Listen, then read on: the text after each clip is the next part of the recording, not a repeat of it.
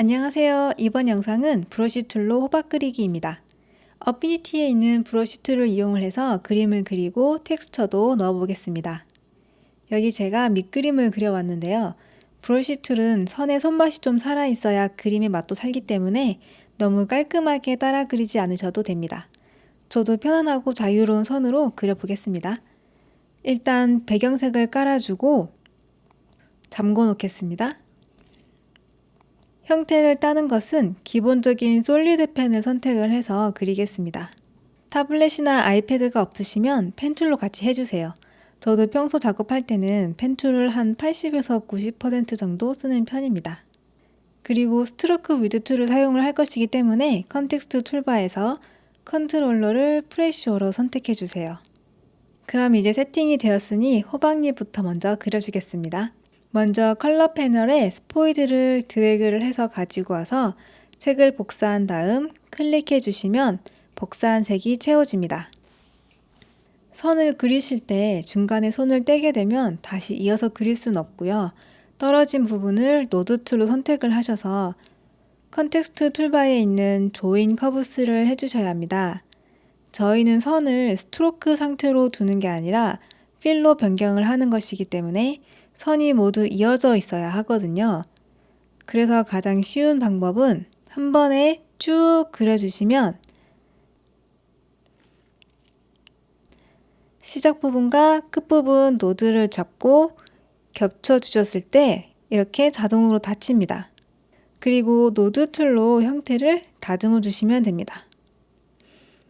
펜툴로 그리든 연필로 그리든 브러쉬 툴로 그리든 노드 툴로 형태를 다듬어 주셔야 되기 때문에 처음부터 너무 완벽하게 그리지 않으셔도 괜찮습니다.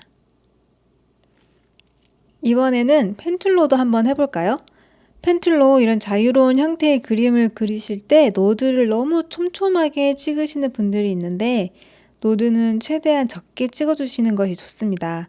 이렇게 튀어나온 지점과 들어간 지점 위주로 시원하게 찍어주신 다음에 디테일이 필요하실 때 노드를 추가를 해주시고 위치를 조정해 주시면 됩니다.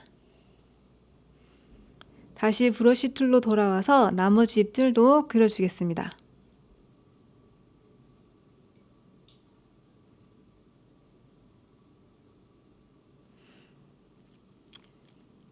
끝부분은 꼭 닫아주시고요. 다 그리셨으면 Shift X로 필로 변경을 해서 색을 채워줍니다.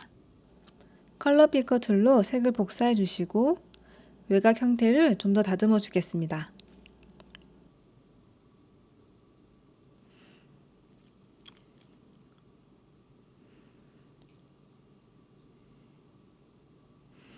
스케치가 보이지 않아서 불편하시면 레이어에서 스케치를 위로 올려주세요. 멀티플라이를 적용을 해놔서 겹쳐 보실 수 있습니다. 이제 입안에 선을 이렇게 그려서 넣어주시고 레이어 창에서 이 선 레이어들을 선택을 하신 다음에 입 레이어 위에 올려줍니다. 그러면은 호박잎 모양대로 이렇게 마스크가 씌워졌습니다. 나머지 부분도 똑같이 해주겠습니다.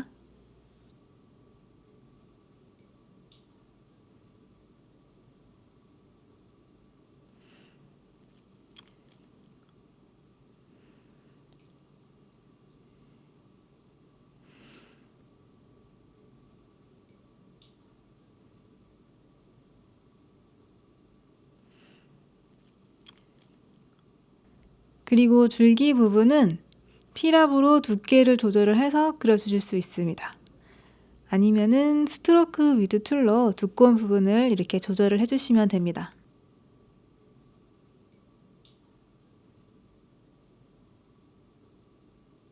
여기까지 하셨으면은 레이어를 한번 정리를 해줄게요. 잎과 줄기 부분을 그룹으로 묶어줍니다. 다 해주셨으면은 세이브를 한번 해주도록 하겠습니다. 제가 이걸 두 번째 영상을 찍고 있는데요. 첫 번째 영상을 찍을 때 거의 다 했는데 갑자기 어피니티 디자이너가 꺼져버렸거든요. 저는 지금 설명을 하느라고 세이브를 자꾸 깜빡하는데 평소 작업을 하실 때는 세이브를 정말 자주 해주셔야 됩니다. 이제 가운데 큰 줄기 부분을 그려주겠습니다. 이런 형태는 선 두 개를 긋고 양 끝에 노드 툴을 선택을 해서 조인 커브스를 해줘야 될 것 같습니다. 그리고 노드를 예쁘게 정리를 해주겠습니다. 가운데 줄기 부분에 이렇게 선도 넣어줄게요.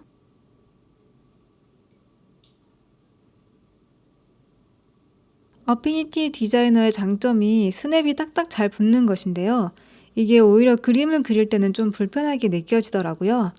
그럴 때는 Alt 키를 누르고 움직여 주시면은 스냅이 먹히지 않아서 조금 더 자유롭게 움직여 주실 수 있습니다. 그리고 줄기 위로 이 선 레이어를 올려서 마스크를 씌워줍니다. 밑부분은 작으니까 브러쉬 툴보다는 펜 툴로 그려주는 게 더 편할 것 같아요. 마무리로 그룹을 시켜줍니다. 맨 위에 있는 호박잎은 레이어를 찾아서 큰 줄기보다 위로 올려줄게요. 줄기 안에 있는 선들은 연필선 같은 텍스처가 있으면 좀 더 손 그림의 맛이 날 것 같아서 노드 툴로 선을 선택을 한 다음에 브러쉬 패널의 펜슬 카테고리에서 텍스처를 선택해 줍니다. 제가 왼쪽에 호박 그림에 사용한 브러쉬들을 적어뒀습니다. 한번 사용한 브러쉬를 다시 찾기가 어렵더라고요. 그래서 자주 사용할 것 같은 브러쉬는 적어두시면 좋을 것 같아요. 다른 방법은 복사를 해서 사용을 하는 방법이 있습니다. 브러쉬를 선택을 하고 Ctrl C로 복사를 한 다음에 텍스처를 넣어줄 선을 선택을 해서 Ctrl Shift V를 해주시면은 컬러와 속성들을 붙여넣기 해주실 수 있습니다. 이 방법이 가장 편해서 많이 사용을 하게 될 것 같아요. 이제 호박 2개만 남았네요. 먼저 줄무늬가 있는 호박을 그려주겠습니다. 몸통을 한 번에 그리고 끝을 한 번 맞물려서 닫아줍니다. 그리고 노드 툴로 다듬어 줍니다. 그리고 줄기 부분도 그려주고요.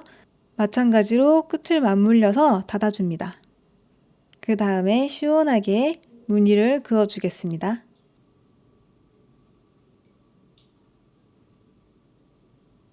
노드 툴로 선을 예쁘게 다듬어 주시고요.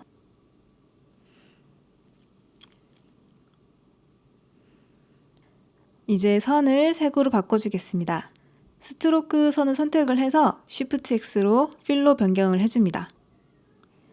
색이 다를 때는 컬러 피커 툴 단축키 I로 옆에 그림에서 색을 찍어서 복사를 해주시면 됩니다. 컬러 피커 툴은 색만 복사가 되고 텍스처는 복사가 되지 않습니다. 그래서 옆에 원본 그림에서 노드 툴을 복사할 텍스처 선을 선택을 해주시고 만약에 레이어가 잠겨 있으면은 자물쇠 아이콘을 눌러서 자물쇠를 풀어주시고요. 텍스처 선을 선택을 해서 Ctrl C로 복사하신 다음에 다시 스트로크 선을 선택을 하시고 Ctrl Shift V로 색과 속성을 모두 복사를 해줍니다. 텍스처의 방향이 반대일 때는 노드 툴을 선택을 해주시고 노드 툴의 컨텍스트 툴바 옵션에서 리버스 커브를 해주시면 됩니다. 그룹을 묶어서 레이어를 정리해 주시고 스트로크 위드 툴로 줄무늬를 좀 더 다듬어 줍니다.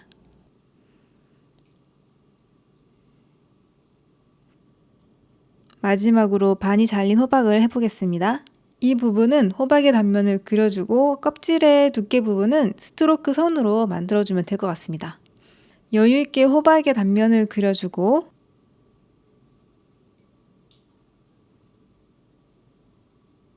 안쪽 C가 있는 부분도 그려주겠습니다.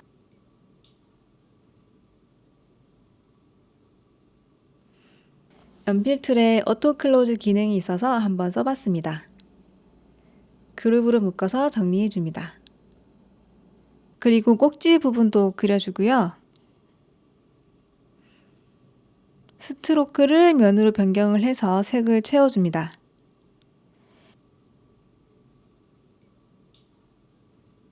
이제 껍질의 두께 표현을 간단하게 스트로크로 만들어 주겠습니다. 호박의 단면을 선택을 하셔서 컬러 패널에서 스트로크를 선택을 하시고 컬러 피커 툴로 색을 복사를 해줍니다. 그리고 사이즈 조절을 해주시면 쉽게 껍질의 두께 부분이 표현이 되었습니다.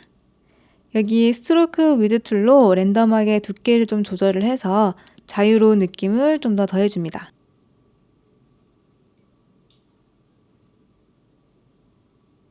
마무리로 재미있는 텍스처를 넣어서 이런 명암 효과를 주셔도 되고,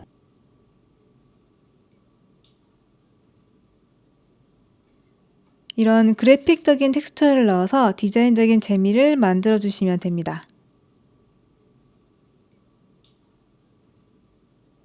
여기 호박의 씨앗이 있는 부분에도 명암 겸 호박의 섬유질 느낌까지 줄 수 있는 텍스처를 넣어봤습니다. 그림에서 선택이 잘 안 되실 때 해당 레이어를 찾아서 선택을 해주시면 더 편하게 선택을 하실 수 있습니다.